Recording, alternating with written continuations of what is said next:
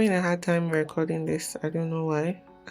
Because a big part of my life or ministry is sharing my experiences or my lessons with people, but I guess putting it in a structured way for this 35 lessons is actually proving to be a little bit more difficult. Maybe because I like speaking from the heart, and for these 35 lessons I actually wrote down what I wanted to say, and following what I've written down is proving to be quite difficult. So I will go with the biggest lesson that God has been teaching me lately, and that is God doesn't mess around. Now, what does that mean? It means that God is intentional. It means that there's no word that He has spoken that is a throwaway word. He doesn't say things casually. He doesn't make mistakes when He speaks. He speaks with very much intention. He makes decisions and moves with intention. Okay, what do I mean?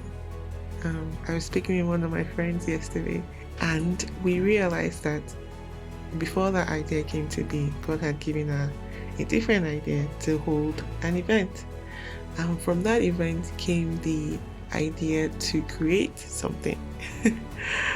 I think I'm being very vague, but the point I'm trying to make is that when God says something or does something, it's not because He just wants to do it or because He doesn't have anything else to do.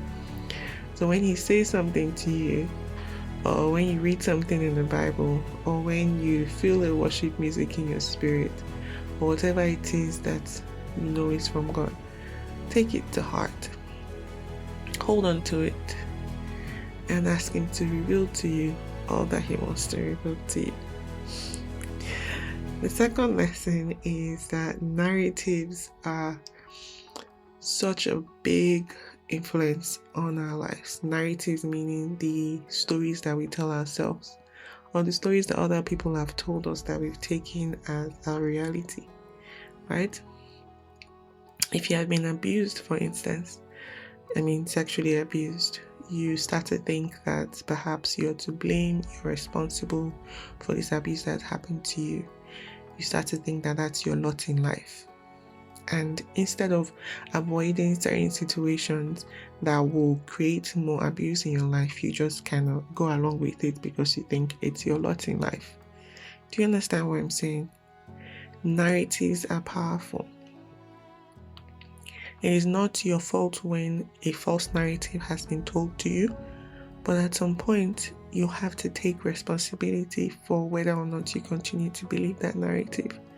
So lesson number 3 is to understand that as human beings, we've been given such amazing power, and that power is called free will. You have free will. You can decide at any point in time to do better, to change your mind, to make bolder decisions, to turn around and say, I'm not going to take it anymore. I'm not going to believe that lie. And I go on to my 4th lesson. The Word of God is powerful. It works. It's the only thing that has the power to crush and destroy lies and break down strongholds. You do yourself a great disservice if you're not familiar with the Word of God, if you don't understand it. And the beautiful thing about God is, it brings me to my next lesson. He wants you to know Him just as much as He knows you. And this has taken me some time to really understand, and in fact I think I'm still going through that process of really understanding. He knows us, but He wants us to know Him too, right? And it's there in the Bible.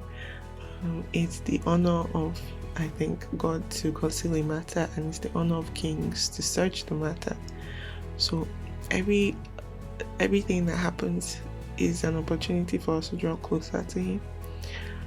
We've just got to have the desire to do it. So I encourage you to search for that desire, to ask Him for that desire. I don't even know what number lesson I am in right now, but a big lesson I've learned is to learn to question and interrogate the assumptions that we have in life. To not let thoughts just settle in our minds and take it as reality or truth. This kind of points back to the whole narrative thing. Just because you believe something to be true does not mean that it is actually true. Take the time to question and interrogate those assumptions, right?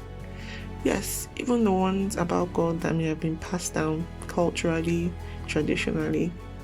Ask yourself why they are true. Check it with the Word of God. Check it with the Bible. Discuss it with your peers.